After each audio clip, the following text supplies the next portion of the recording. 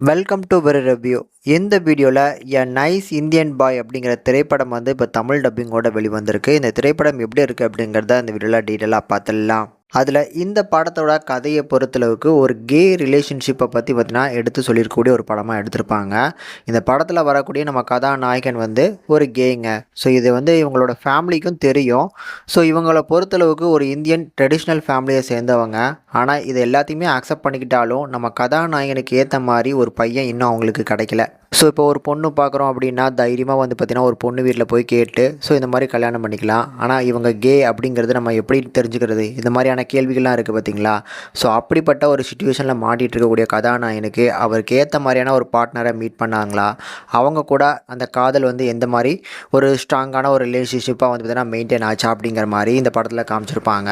So ஒரு கட்டத்துக்கு மேலே நம்ம கதாநாயகனுக்கு ஒரு ஃபோட்டோகிராஃபர் பார்த்திங்கன்னா அவரோட லைஃப்பில் என்ட்ரு ஆவாங்க. ஸோ இவங்க ரெண்டு பேருக்குமே நல்லா பிடிச்சி போயிடும். ஸோ இவங்களோட ஃபேமிலி அதை ஏற்றுக்கிட்டாங்களா அப்படிங்கிற மாதிரி செகண்ட் ஹாஃபாக மூவ் பண்ணியிருப்பாங்க. ஒரு சிம்பிளான படம், அழகான ஒரு மெசேஜை பார்த்திங்கன்னா சொல்லணும்னு நினச்சி எடுத்துருக்கக்கூடிய ஒரு படமாக எடுத்திருந்தாங்க. இதில் இந்த படத்தோட கதாநாயகன் அப்படிங்கிற அந்த நவீன்கிற கதாபாத்திரத்தை பண்ணியிருக்கக்கூடிய கரண். ஸோ இவரோட பர்ஃபார்மன்ஸ் சூப்பராக இருந்துச்சு.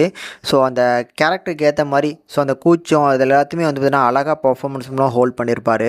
மேலும் இவர் எங்கேயோ நம்ம பார்த்துருக்கோமே அப்படிங்கிற ஒரு ஃபீல் அப்பப்போ கிடச்சிக்கிட்டே இருந்தது. ஆனால் எங்கடா பார்த்துருக்கோம் அப்படிங்கிற ஒரு கேள்வி இருந்துகிட்டே இருந்தது. அப்புறம் தான் மைண்டில் ஸ்ட்ரைக் ஆச்சு. நம்ம டெட்பூல் படத்தில் டாக்ஸி டிரைவராக வருவார் பார்த்தீங்களா, அவர் தான் இவர். ஆனால் நிஜமாவே அந்த பர்ஃபார்மன்ஸில் இந்த படத்தில் சூப்பராகவே பண்ணியிருக்கிறாரு. டூரேஷன் வைஸும் பார்த்தீங்கன்னா படத்தை வளவலன்னு இழுக்காமல் எடுத்துருக்கக்கூடிய கண்டென்ட்டுக்கு ஏற்ற மாதிரியான டாப்பிக்கை மட்டுமே பேசி இந்த ஃபேமிலிக்கு இந்த விஷயங்கள் பார்த்தீங்கன்னா அக்செப்ட் பண்ணாலுமே ஒரு சில விஷயங்கள் பார்த்தீங்கன்னா முரணாக இருக்கும்ல, அதை இவங்க எப்படி ஹேண்டில் பண்ண போகிறாங்க, இவர் ரெண்டு பேரும் கடைசியாக சேர்ந்தாங்களா இல்லையா அப்படிங்கிற மாதிரி ஒரு நல்ல பிளாட்டாக மூவ் பண்ணி கொண்டு போயிருப்பாங்க. ஆனால் இந்த படம் எல்லாருக்குமே பிடிக்குமா அப்படிங்கிற மாதிரியான கேள்வி எனக்கு இருக்குது. ஸோ இந்த மாதிரியான கான்செப்டில் புதுமையாக ஒரு படம் பார்க்கணுன்னு நினச்சிங்க அப்படின்னா வேணால் ட்ரை பண்ணி பாருங்கள். தமிழ் டப்பிங் நல்லா இருக்குது. படத்தில் பர்ஃபார்மன்ஸ் சூப்பராக பண்ணியிருக்கிறாங்க.